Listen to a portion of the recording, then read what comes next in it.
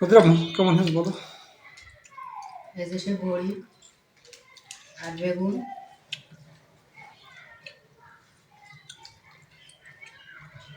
খুবই ভালো লাগছে তরকারিটা। শীতকালের বেগুনটা আসলে খুব ভালো। তারপর বড়িতে রান্না করা হয়েছে, খুবই ভালো লাগে।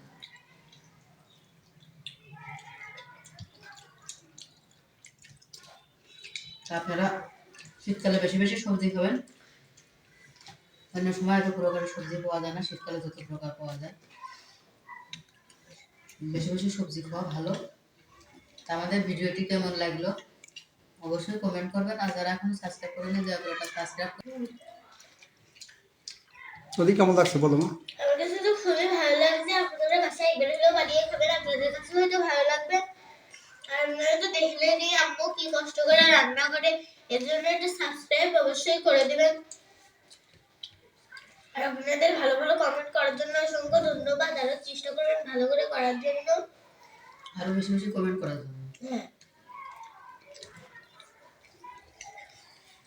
আমার কাছে তো খুবই ভালো লেগেছে। আম্মু তো বলে দিল খেয়ে কেমন হয়েছে, আমিও বললাম আমার কাছে খুবই ভালো লেগেছে। শীতের সময় এরকম খাবার হলে তো আর কোনো কিছুই লাগে না। আর আমার বেগুনের তরকারিটা একটু বেশি পছন্দ। তো কার কার পছন্দ এটা একটু কমেন্টে জানাবেন, তাহলে বুঝতে সুবিধা হবে। আপনারা ভালো থাকবেন, সুস্থ থাকবেন। আল্লাহ হাফেজ।